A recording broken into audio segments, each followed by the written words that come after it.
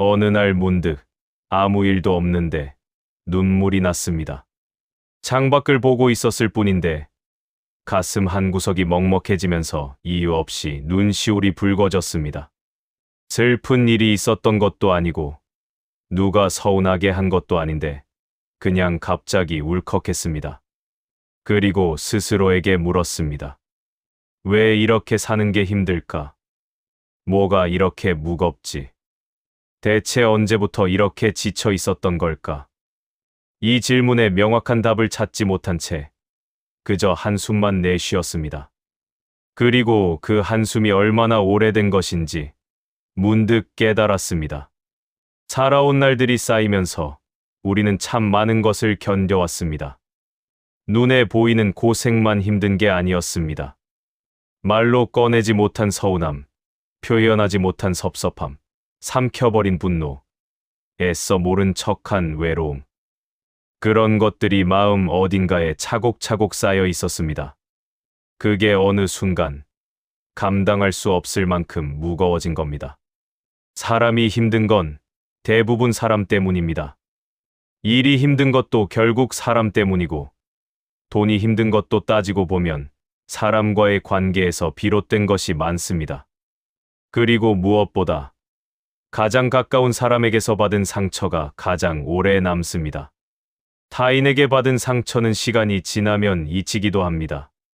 그러나 가족에게, 오래된 친구에게, 믿었던 사람에게 받은 상처는 쉽게 사라지지 않습니다. 오히려 시간이 지날수록 더 선명해지기도 합니다. 왜 그런 걸까요? 왜 가까운 사람일수록 더 아프게 할까요?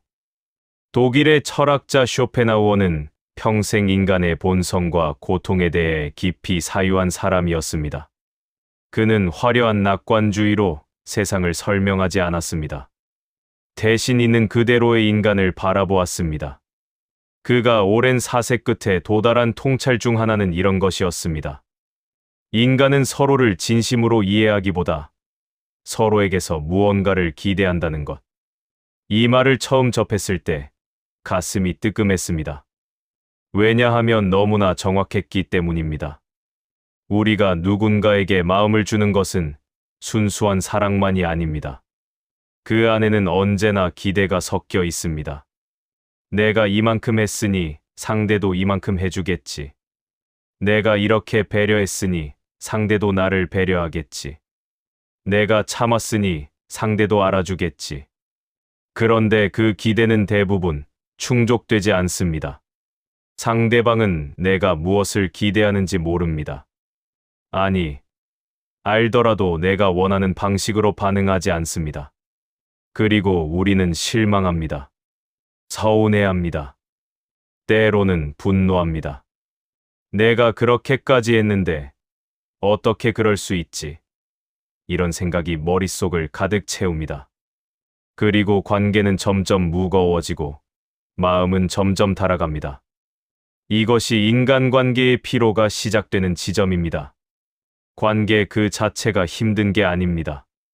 관계 속에서 충족되지 않는 기대, 그리고 그로 인한 반복되는 실망이 우리를 지치게 만드는 겁니다. 어린 시절을 떠올려보면 관계가 이렇게 복잡하지 않았습니다. 같이 놀면 친구였고 웃으면 그만이었습니다. 그런데 나이가 들수록 관계는 점점 더 조건적이 되어갔습니다.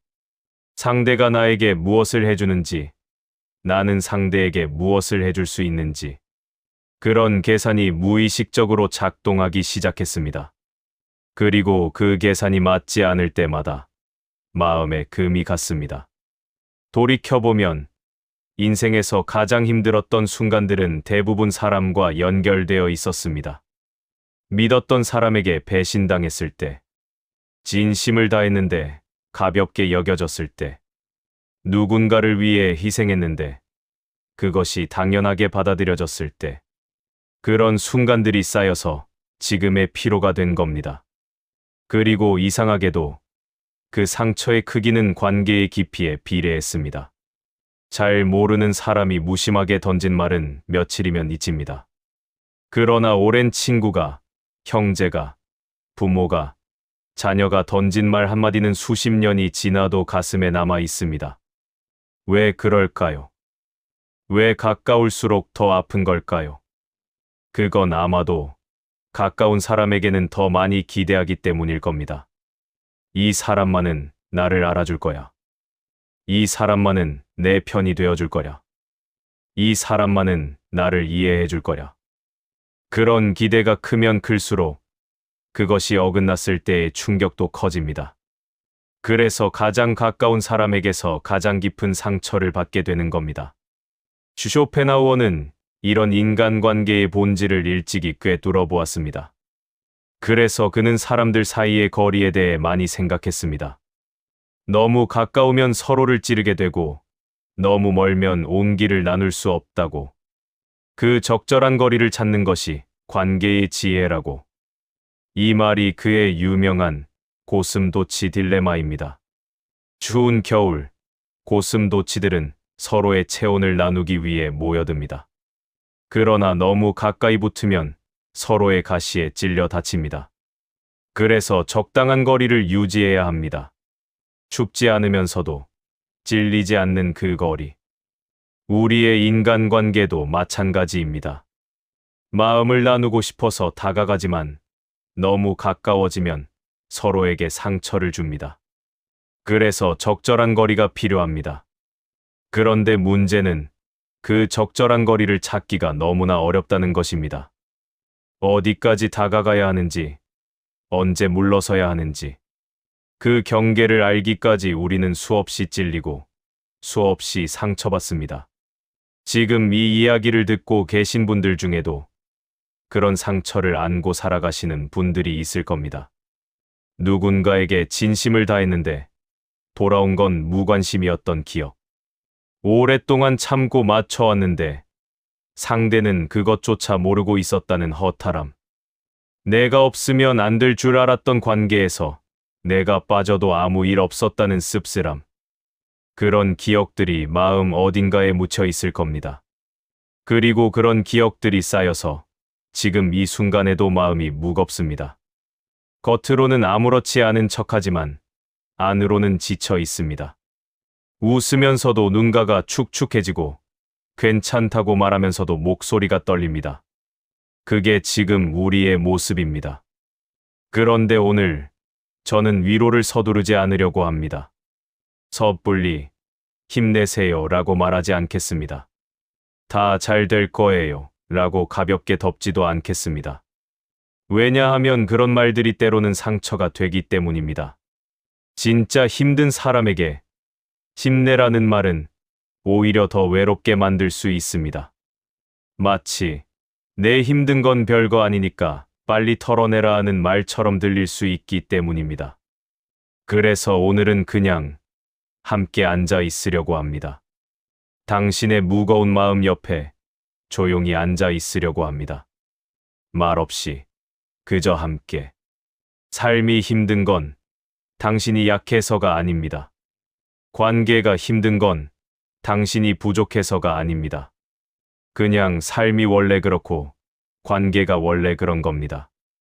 모든 인간은 서로에게 기대하고 모든 기대는 언젠가 어긋나며 그 어긋남은 필연적으로 아픔을 남깁니다. 그게 인간관계의 본질입니다. 당신만 그런 게 아닙니다. 그러니 조금만 천천히 이야기를 들어주세요. 오늘은 관계의 무게를 내려놓는 시간입니다. 오랫동안 짊어지고 있던 서운함, 분노, 외로움. 그것들을 잠시 내려놓고 조용히 자신의 마음을 들여다보는 시간입니다. 어쩌면 이 시간이 끝날 때쯤 당신의 마음이 조금은 가벼워져 있을지도 모릅니다. 눈물이 맺힐 수도 있지만 그 눈물은 슬픔의 눈물이 아니라 정화의 눈물일 겁니다. 오래 묵은 감정이 빠져나가면서 흐르는 눈물. 그 눈물을 흘려도 괜찮습니다. 지금, 여기서 아무도 당신을 판단하지 않습니다. 사람 사이의 고통은 대부분 기대에서 시작됩니다. 이상하게 들릴 수도 있습니다. 기대라는 건 희망이고 바람이고 좋은 것 아닌가요? 그런데 왜 기대가 고통의 시작이라고 하는 걸까요? 그것은 기대라는 감정의 본질을 들여다보면 알 수 있습니다. 기대는 단순한 바람이 아닙니다. 기대는 이렇게 되어야 한다는 믿음입니다. 그리고 그 믿음이 현실과 어긋날 때 우리는 실망하고 상처받고 분노합니다. 기대가 클수록 실망도 커집니다. 기대가 없었다면 실망도 없었을 겁니다. 쇼펜하우어는 이 점을 깊이 통찰했습니다. 그는 인간이 타인을 있는 그대로 보지 못한다고 말했습니다. 우리는 상대방을 객관적으로 보는 게 아니라 자신의 바람이 투영된 모습으로 봅니다. 내가 원하는 것, 내가 기대하는 것, 내가 바라는 것. 그것이 상대방의 모습 위에 덧씌워져서 실제와는 다른 이미지를 만들어냅니다. 그리고 우리는 그 이미지를 상대방이라고 착각합니다. 예를 들어보겠습니다. 오랜 친구가 있습니다. 수십 년을 알고 지낸 사이입니다. 함께 웃고, 함께 울고, 인생의 중요한 순간들을 함께 했습니다. 그래서 이 친구는 당연히 나를 잘 알 거라고 생각합니다. 내가 무엇을 좋아하고, 무엇을 싫어하는지, 내가 어떤 상황에서 힘들어하고, 어떤 말에 상처받는지, 다 알고 있을 거라고 믿습니다. 그런데 어느 날, 그 친구가 무심코 던진 말 한마디에 깊은 상처를 받습니다. 어떻게 나한테 그런 말을 할 수 있지? 나를 그렇게 모르나? 배신감이 밀려옵니다. 수십 년을 알고 지냈는데 아직도 나를 모른다는 사실에 허탈해집니다. 그런데 잠깐 생각해보면 친구가 당신의 모든 것을 알아야 할 의무가 있을까요? 수십 년을 알고 지냈다고 해서 상대방의 마음속을 훤히 들여다볼 수 있는 건 아닙니다. 사람은 아무리 가까워도 결국 별개의 존재입니다. 각자의 세계 속에서 살고 있고 각자의 방식으로 세상을 이해합니다. 그래서 완벽하게 서로를 이해하는 것은 애초에 불가능합니다. 문제는 우리가 그 불가능을 인정하지 않는다는 것입니다. 가까운 사람일수록 더 많이 기대합니다. 이 사람은 나를 알아. 이 사람은 내 마음을 알아줄 거야. 이 사람만은 달라. 그런 기대가 마음속에 자리 잡습니다. 그리고 그 기대가 어긋날 때 엄청난 실망이 밀려옵니다. 자녀와의 관계도 마찬가지입니다. 부모로서 자녀를 위해 온 인생을 바쳤습니다.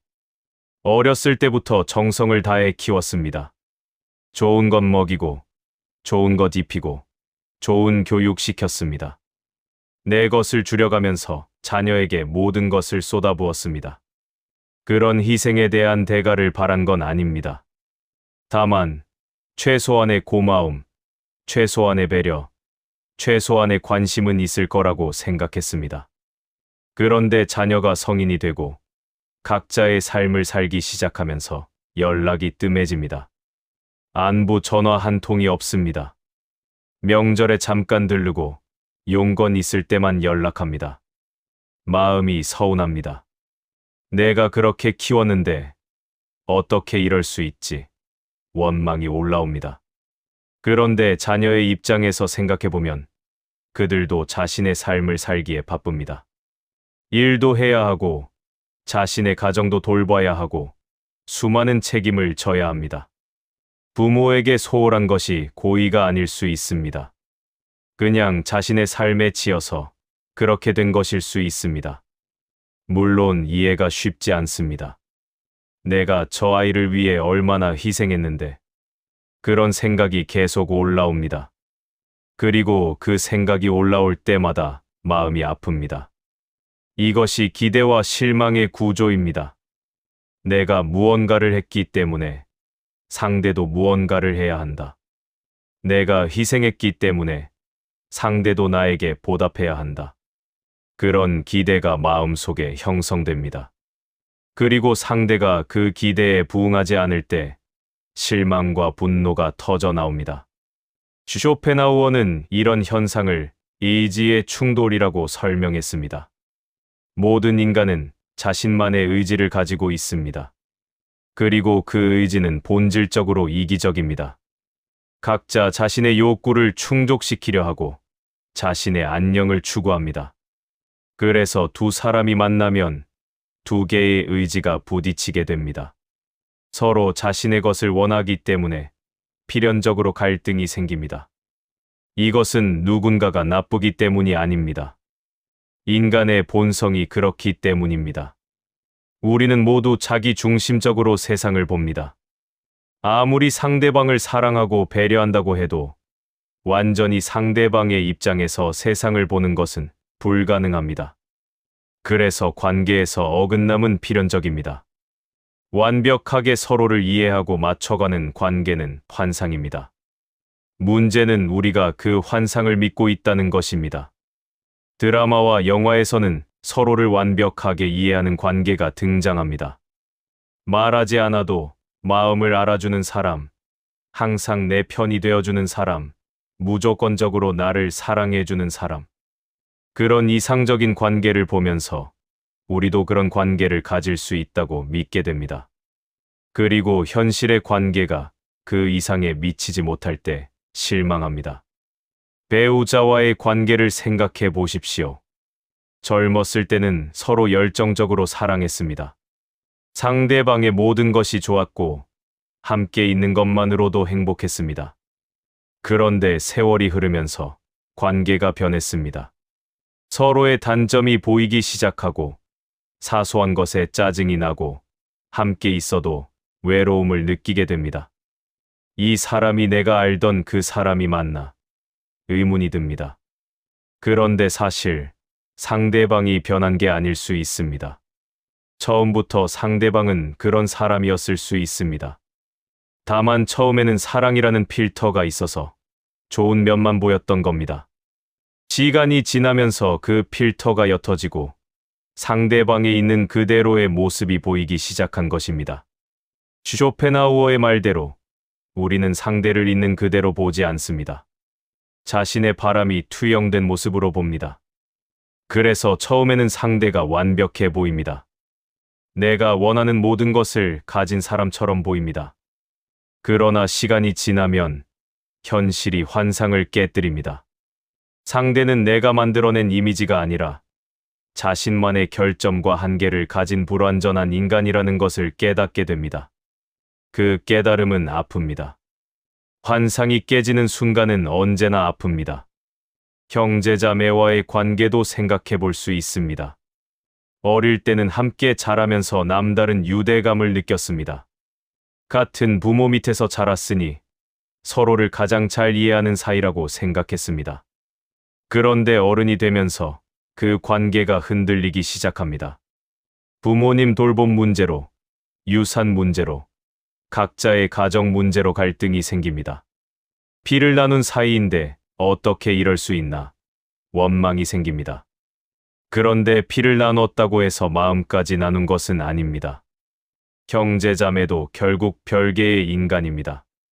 각자 다른 경험을 하고, 다른 생각을 하고, 다른 가치관을 갖게 됩니다. 혈연이라는 연결고리가 있다고 해서 모든 것이 자동으로 맞아떨어지는 것은 아닙니다. 이렇게 돌아보면 우리의 인간관계에서 많은 고통은 기대에서 시작됩니다. 가까운 사람이니까 나를 알아줘야 해. 오래된 사이니까 내 마음을 헤아려줘야 해. 내가 이렇게 했으니까 상대도 이렇게 해야 해.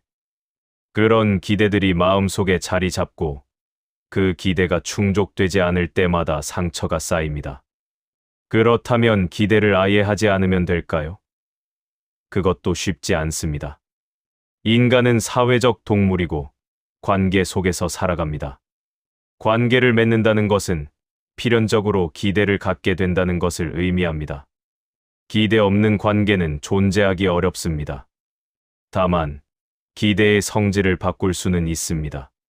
상대가 이렇게 해줘야 한다는 당위적 기대가 아니라 상대가 이렇게 해주면 좋겠다는 희망적 기대로, 충족되지 않으면 분노하는 기대가 아니라 충족되지 않아도 괜찮은 기대로, 그런 전환이 가능합니다. 물론 쉽지 않습니다. 평생의 습관을 바꾸는 것은 누구에게나 어렵습니다. 쇼펜하우어는 이런 전환을 가능하게 하는 열쇠로 인식을 제시했습니다. 인간관계의 본질을 인식하는 것, 기대와 실망의 구조를 이해하는 것, 상대를 있는 그대로 보려고 노력하는 것.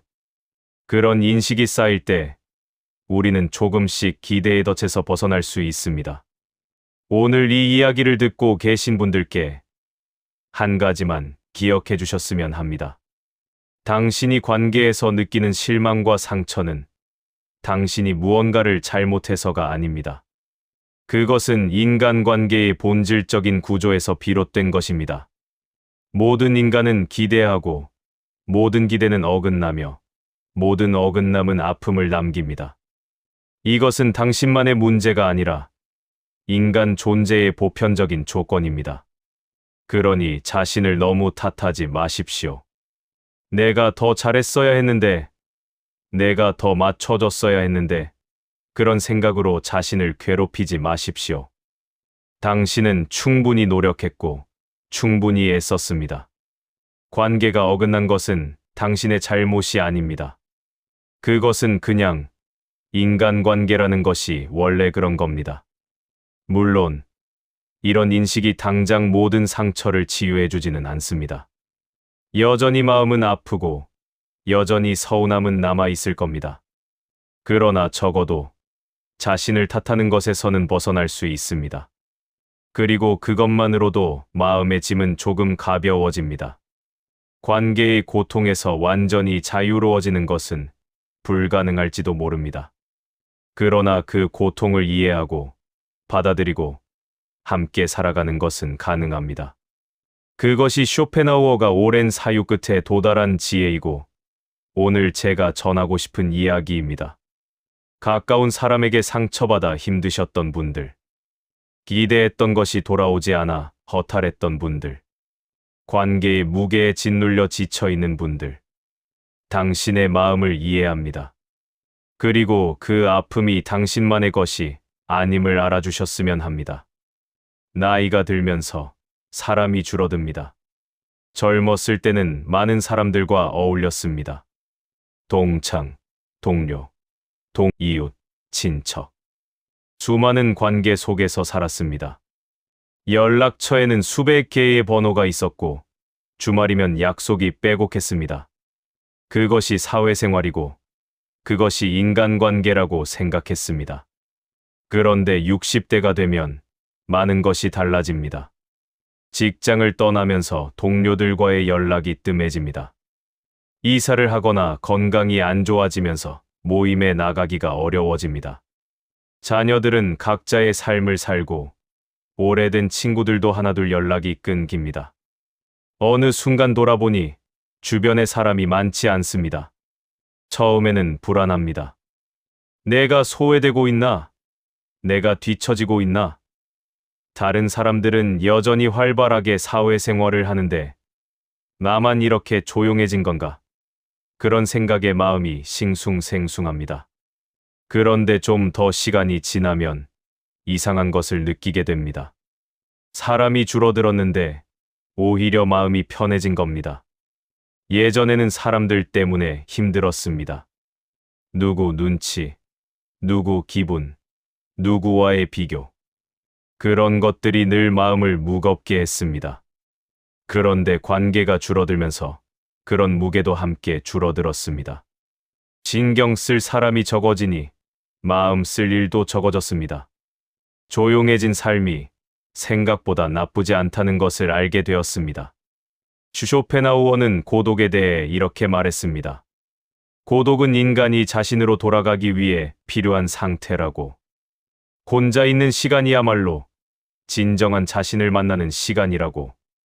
처음에 이 말을 들었을 때 선뜻 동의가 되지 않았습니다. 고독이 좋다니 너무 비관적인 것 아닌가? 인간은 사회적 동물인데 혼자 있는 것을 권하다니? 그런 의문이 들었습니다. 그러나 살아보니 그의 말에 일리가 있었습니다. 우리는 관계 속에서 많은 에너지를 소모합니다. 상대방에게 맞추느라, 상대방의 기대에 부응하느라, 상대방의 기분을 살피느라. 그렇게 에너지를 쏟다 보면 정작 자신을 돌볼 여력이 없어집니다. 자신이 무엇을 원하는지, 자신이 어떤 상태인지, 자신의 마음이 어떤지, 그런 것을 들여다볼 시간이 없습니다.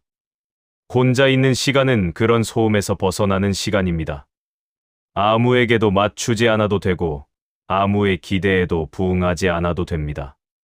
그저 나 자신으로 있을 수 있습니다. 그리고 그 시간 속에서 비로소 자신의 목소리를 들을 수 있습니다. 나이가 들면서 관계가 줄어드는 것은 어쩌면 자연스러운 변화일지도 모릅니다. 젊었을 때는 사회에서 역할을 수행해야 했기 때문에 많은 관계가 필요했습니다. 그러나 그 역할에서 물러나면 그에 따른 관계도 자연스럽게 줄어듭니다. 이것은 상실이 아니라 변화입니다. 물론 관계가 줄어드는 것이 마냥 쉽지만은 않습니다. 특히 은퇴 후에는 정체성의 혼란을 겪기도 합니다. 내가 누구인지, 무엇을 해야 하는지, 어디에 속해 있는지, 그런 질문들이 밀려옵니다. 회사에서는 김 부장, 박 과장이라고 불렸는데 이제는 그냥 아저씨, 할아버지가 되었습니다. 그 변화가 쓸쓸하게 느껴집니다. 그러나 한 걸음 물러서서 생각해보면 직함이나 역할이 나의 본질은 아니었습니다. 그것은 그저 사회적 옷이었을 뿐입니다. 그 옷을 벗고 나면 비로소 진짜 나의 모습이 드러납니다. 직함이나 역할로 규정되지 않는 있는 그대로의 나. 쇼펜하우어는 군중 속에서 고독을 느끼는 것보다 진정한 고독 속에서 평화를 찾는 것이 낫다고 말했습니다. 사람이 많다고 해서 행복한 것은 아닙니다. 오히려 많은 사람들 사이에서 깊은 외로움을 느끼기도 합니다. 누구도 나를 진정으로 이해해주지 않는다는 느낌. 나 혼자만 다른 세상에 있다는 느낌. 그런 외로움은 혼자 있을 때보다 사람들 속에 있을 때 더 심할 수 있습니다. 반면 진정한 고독은 다릅니다. 선택한 고독, 받아들인 고독은 평화롭습니다. 아무도 없지만 외롭지 않고 조용하지만 공허하지 않습니다. 자신과 함께 있기 때문입니다. 나이 들어 관계가 줄어든 것을 실패로 볼 필요가 없습니다. 그것은 오히려 성숙의 표시일 수 있습니다. 젊었을 때는 관계의 양이 중요했지만 나이가 들면서 관계의 질이 중요해집니다.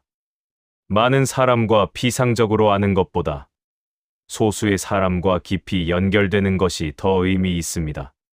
지금 당신 곁에 있는 사람을 생각해 보십시오.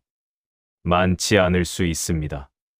그러나 그 적은 수의 사람들이야말로 진짜 관계일 가능성이 높습니다.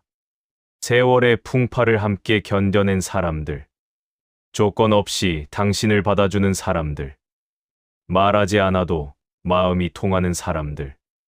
그런 사람이 한두 명만 있어도 인생은 충분히 풍요롭습니다. 그리고 무엇보다 중요한 것은 자기 자신과의 관계입니다. 우리는 타인과의 관계에만 신경 쓰느라 정작 자신과의 관계를 소홀히 하기 쉽습니다. 그러나 가장 오래 함께하는 사람은 자기 자신입니다. 타인은 떠날 수 있지만 자신은 죽을 때까지 함께합니다. 그러니 자신과 좋은 관계를 맺는 것이 무엇보다 중요합니다. 자신과 좋은 관계를 맺는다는 것은 무엇일까요? 그것은 자신을 있는 그대로 받아들이는 것입니다. 자신의 장점뿐 아니라 단점도, 성취뿐 아니라 실패도, 밝은 면뿐 아니라 어두운 면도 모두 포함해서 자신을 받아들이는 것입니다. 쇼펜하우어는 자기 자신과 함께 있을 수 있는 능력을 높이 평가했습니다. 대부분의 사람들은 혼자 있는 것을 두려워합니다. 그래서 끊임없이 외부의 자극을 찾습니다. 사람을 만나고 뉴스를 보고 스마트폰을 들여다봅니다. 혼자 고요히 있는 시간이 불편하기 때문입니다. 그러나 나이가 들수록 혼자 있는 시간이 늘어날 수밖에 없습니다. 그 시간을 두려워하면 삶이 괴로워집니다. 그러나 그 시간을 받아들이고 그 안에서 평화를 찾을 수 있다면 삶은 오히려 풍요로워집니다. 혼자 있는 시간에 무엇을 하시나요? 조용히 차를 마시거나 창밖을 바라보거나 산책을 하거나 책을 읽거나 그런 시간들이 있을 겁니다. 그 시간들을 할 일 없이 보내는 시간이 아니라 나 자신과 함께하는 시간으로 여겨보십시오. 그렇게 생각을 바꾸면 그 시간의 질이 달라집니다. 외로움과 고독은 다릅니다. 외로움은 원하지 않는데 혼자인 상태입니다. 고독은 선택해서 혼자인 상태입니다. 외로움은 결핍이고 고독은 충만입니다. 외로움은 괴롭지만 고독은 평화롭습니다. 나이가 들어 관계가 줄어든 것은 외로움으로 갈 수도 있고 고독으로 갈 수도 있습니다. 그것은 당신이 어떻게 받아들이느냐에 달려 있습니다. 상실로 받아들이면 외로움이 되고 성숙으로 받아들이면 고독이 됩니다. 조용해진 삶을 비어있는 삶이라고 생각하지 마십시오. 그것은 비로소 자신의 목소리가 들리기 시작한 삶입니다. 소음이 사라지고 고요가 찾아온 삶입니다. 그 고요 속에서 지금까지 들리지 않았던 것들이 들리기 시작합니다. 자신의 마음이, 자신의 욕구가, 자신의 진짜 모습이. 쇼펜하우어는 말했습니다. 자기 자신 안에서 충분함을 느끼는 사람은 외부에서 많은 것을 구하지 않아도 된다고. 자신이 자신에게 좋은 친구가 되어줄 수 있다면 다른 사람의 부재가 그리 아프지 않습니다. 물론 완전히 고립되어 살라는 말이 아닙니다. 인간에게 관계는 여전히 중요합니다.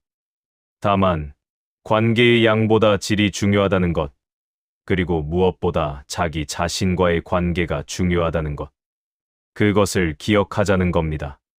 지금 관계가 많이 줄어들어 쓸쓸하신 분이 계실 겁니다.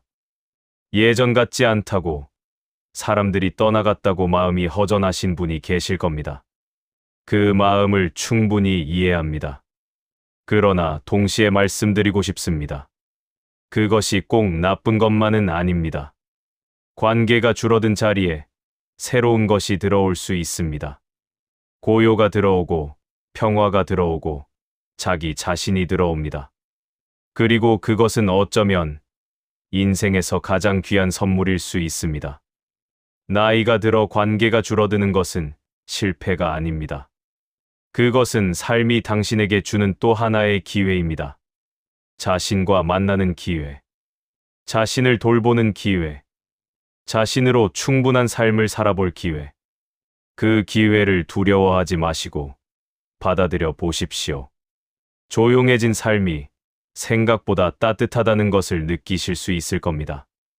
이제 마지막 이야기를 해보려 합니다. 지금까지 인간관계의 피로에 대해 이야기했습니다.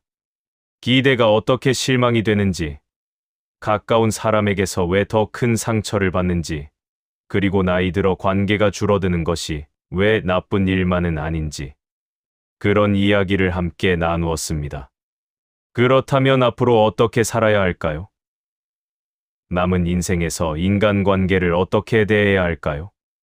쇼펜하우어는 행복에 대해 이렇게 말했습니다. 행복은 더 많이 소유하는 데서 오는 것이 아니라 덜 기대하는 데서 온다고. 이 말은 처음에는 소극적으로 들릴 수 있습니다. 기대하지 말라니 꿈을 포기하라는 말인가? 그런 의문이 들 수 있습니다. 그러나 그의 말을 더 깊이 생각해보면 다른 의미가 보입니다.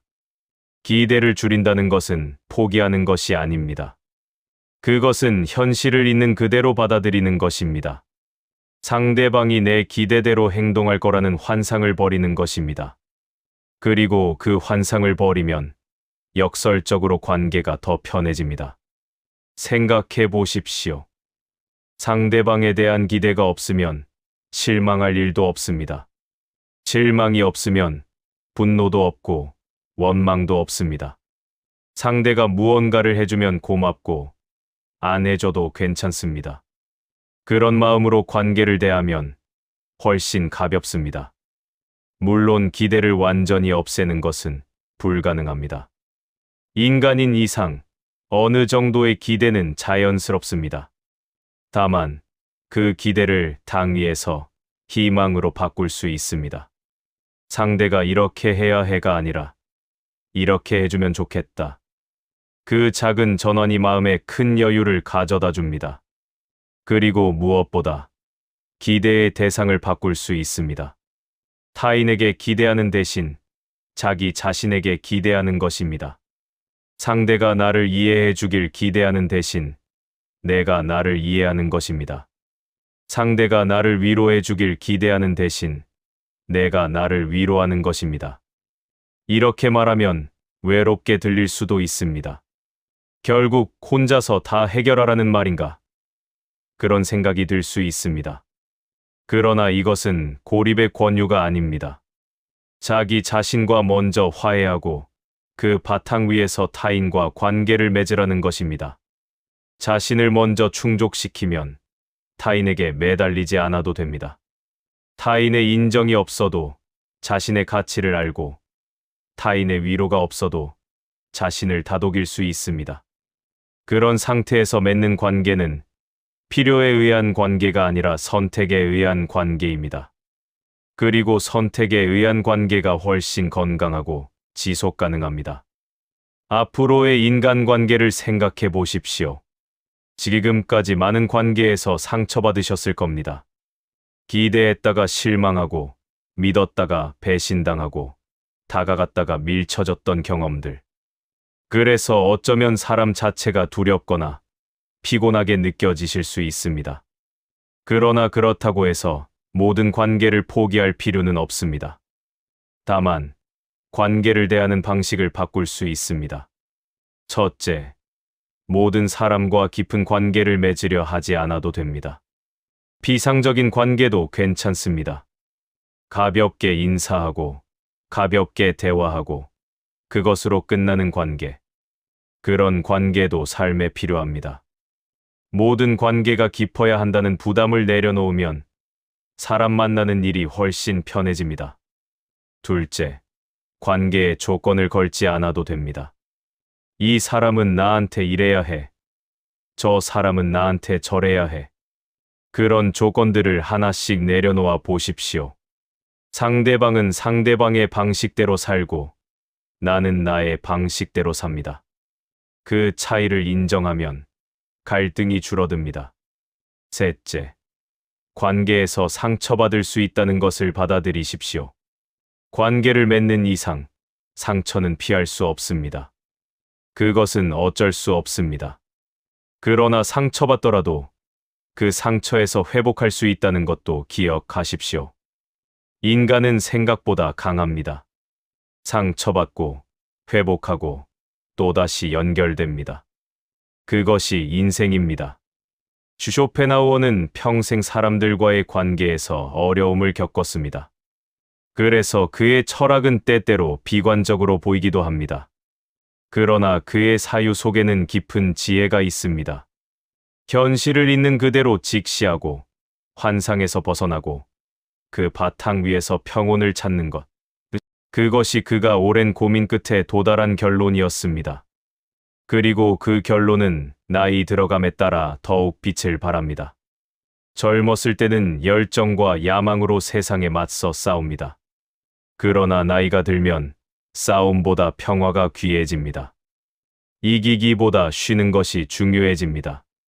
그리고 그 평화와 쉼을 위해서는 관계에 대한 기대를 줄이는 것이 필요합니다. 관계를 줄여서 외로워진 것이 아닙니다.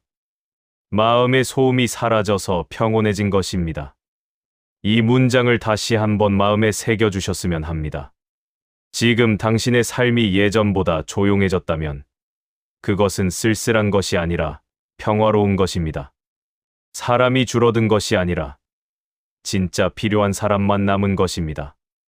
비어있는 것이 아니라 비로소 채워지기 시작한 것입니다. 쇼펜하우어의 말을 빌리자면 행복은 외부에서 찾는 것이 아니라 내부에서 찾는 것입니다. 많은 사람의 인정이나 사랑이 아니라 자기 자신과의 화해 속에서 찾는 것입니다. 그리고 그것을 찾았을 때 비로소 타인과의 관계도 가벼워집니다. 기대하지 않으니까 실망하지 않고 바라지 않으니까 원망하지 않습니다. 상대가 어떻게 하든 내 평화는 흔들리지 않습니다. 오늘 이 긴 이야기를 끝까지 들어주셔서 감사합니다. 이 이야기가 당신의 마음에 조금이라도 위로가 되었으면 좋겠습니다. 삶이 힘들고 관계가 지치고 마음이 무거운 분들에게 당신만 그런 게 아니라는 것, 그리고 조용해진 삶도 충분히 가치 있다는 것, 그것을 전하고 싶었습니다. 눈물이 맺히셨을 수도 있습니다.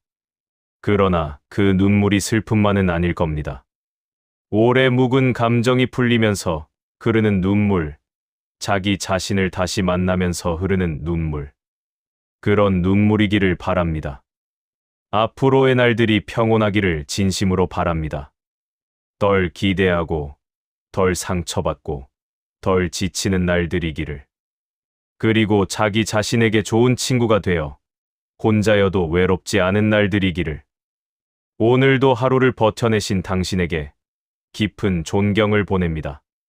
이 이야기가 마음에 남았다면 좋아요와 구독으로 응원해 주세요. 당신의 작은 관심이 다음 이야기를 이어갈 힘이 됩니다. 다음 영상에서는 또 다른 마음의 이야기로 찾아뵙겠습니다.